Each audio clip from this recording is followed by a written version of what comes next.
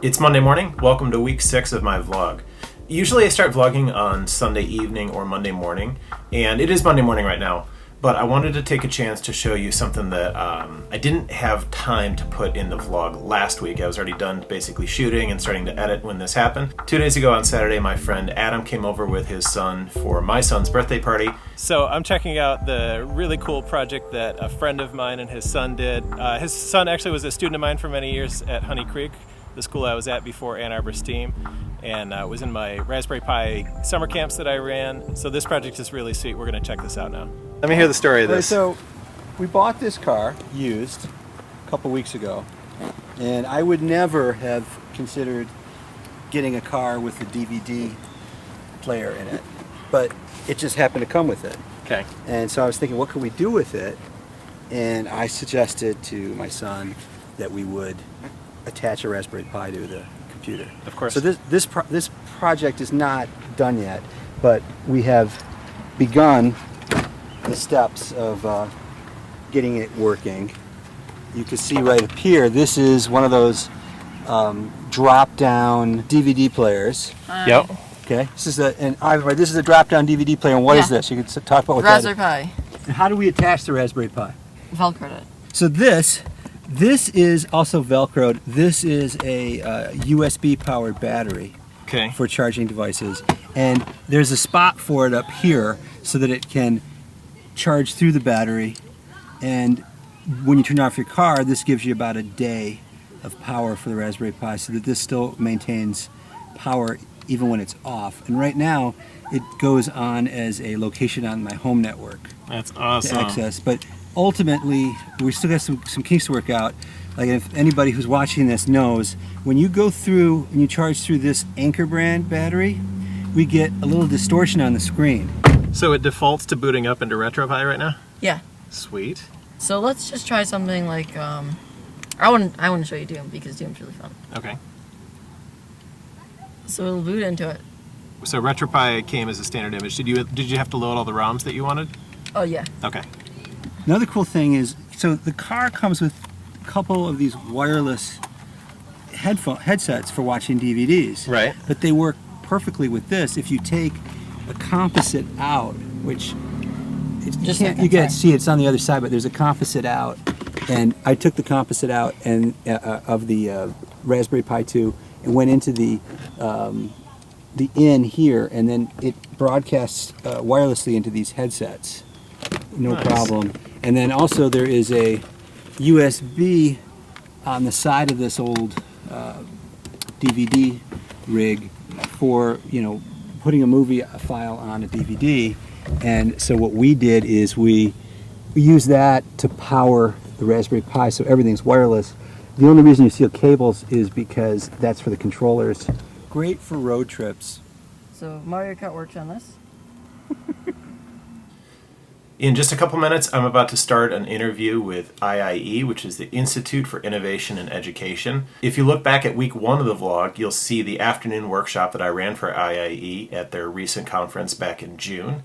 And today I'm going to sit down and do a video interview talking about my involvement with IIE and some of my background. So I'll make sure that I get a link up to that once that's there. And should be fun. What kinds of things do you do to keep learning yourself, and then who are you actually looking at that is involved with what you're doing? Yeah, absolutely. Or influences you? Yeah, I mean, I think a big part of why I'm where I am not just as an educator, but all the sort of different facets of my life, is that I really do have a passion for continuing to learn and try new things. So for me these days, what that looks like is following a bunch of different communities, because community, I kind of hinted at this earlier, community is a really big thing for me, and learning in community and working in community and being plugged into communities is super important. So there are a few that are especially important to me. The community that's built up around MCCAL, the Michigan Association for Computer Users and Learning, which is the state ed tech group, there's some just phenomenal people involved with MCCAL, and So I feel really fortunate because I've been able to connect with a bunch of those folks, people like Brad Wilson and Jackson and Ben Rhymes out in Mattawan, educators that are doing great stuff and sharing great stuff. All right, that video chat went really nicely. It was a great conversation with some really good educators and folks in the community.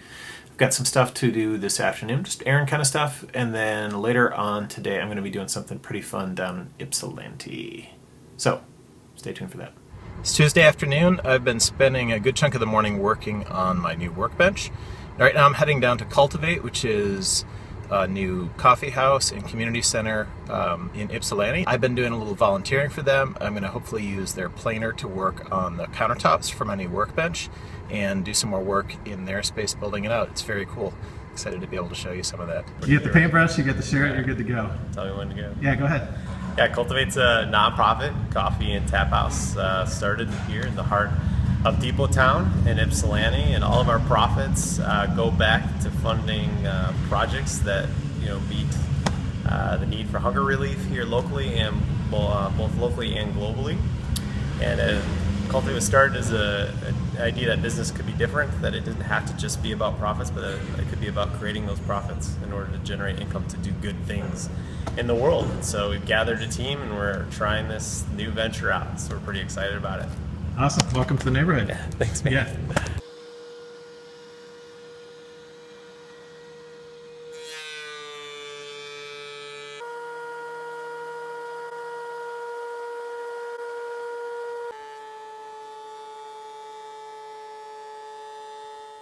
All right, it's Wednesday morning. I'm about to head down to Eastern Michigan's campus again.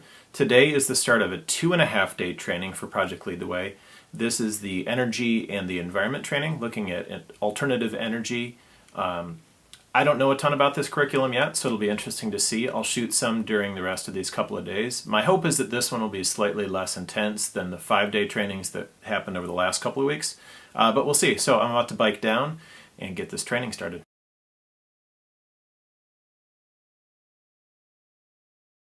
Role as the teacher. Questions about that? Now the grading rubric.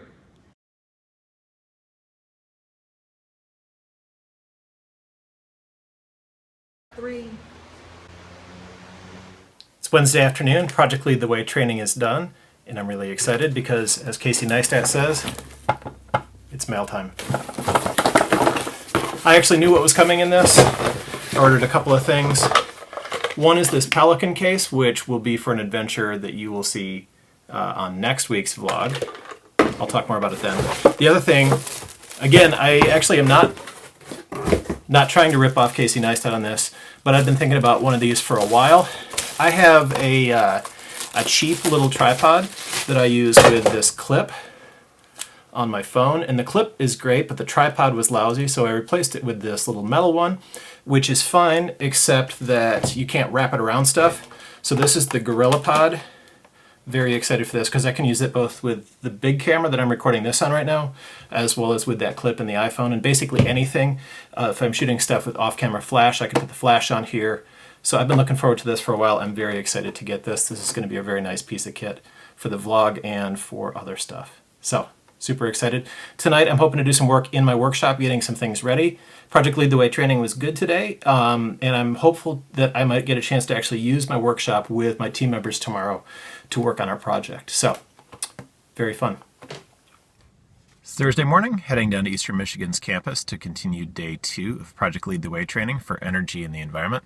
Okay. All right, I'm going to start in 3, 2, 1, start.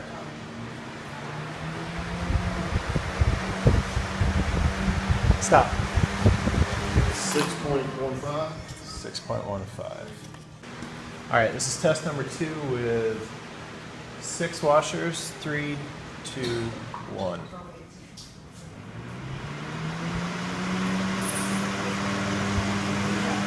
Stop.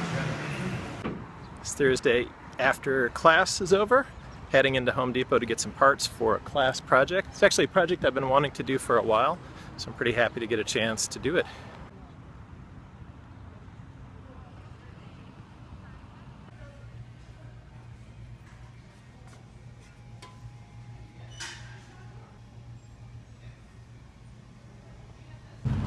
See if Harbor Freight has an inexpensive step bit for this project. Should make things easier.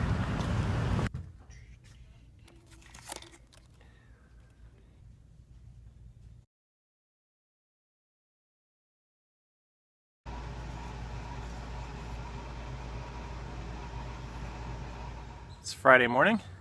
I had a lot of fun last night building the project for class today. Today is the last day of energy and the environment training for Project Lead the Way. Pretty happy that this week is coming to a close. It's been another pretty intense training, even though this one's only 2.5 days. So today we'll wrap up and do some stuff, and then I'll have a bit of time to recover this afternoon before the weekend.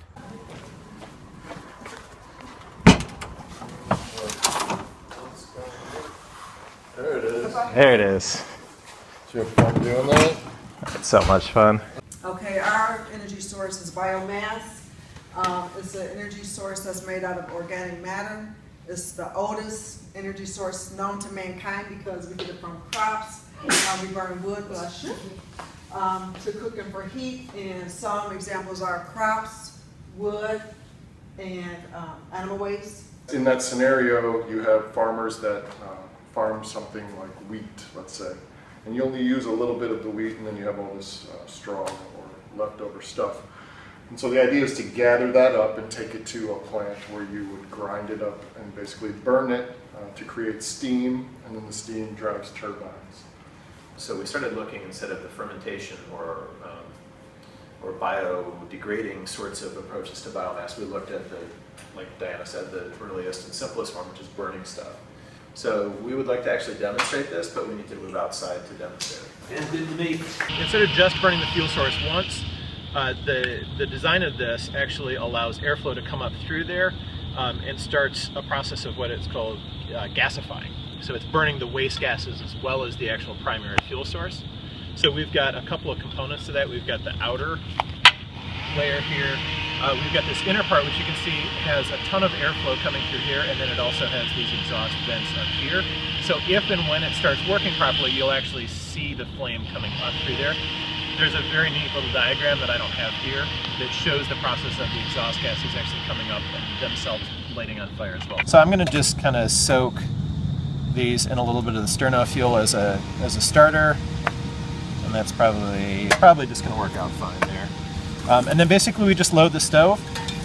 One of the other possible uses for this, there was a Kickstarter that happened a couple years ago and has now turned into a real company called the BioLite stove, which is a similar kind of design, but it actually has a generator, a thermally powered generator sort of strapped to the side, and will power a USB device, you know, to charge batteries or a headlamp or what have you. So you can always speed it up. Yeah. Yeah, okay, so that cotton ball seems like it's going. Yeah. Maybe. Our generation of students That flame, lots less smoke now. Yeah. Yeah. And yet use the most energy. It's starting to gasify. Because I think it's one They have of more those, it's things not to going use to it happen. for, you know. Yeah. But it's just.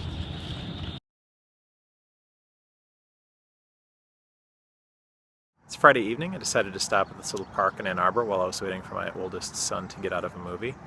And it's gorgeous out here right now. It's been beautiful summer weather basically all week, and tonight especially so.